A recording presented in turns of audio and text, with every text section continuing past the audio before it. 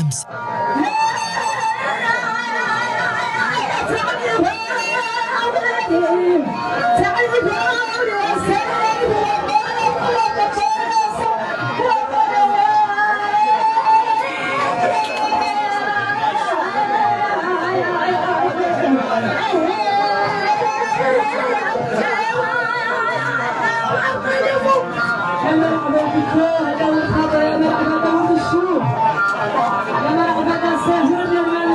ونعم الوكيل فانقلبوا بنعمة من الله وفضل لم يمسسهم سوء واتبعوا رضوان الله والله ذو فضل عظيم.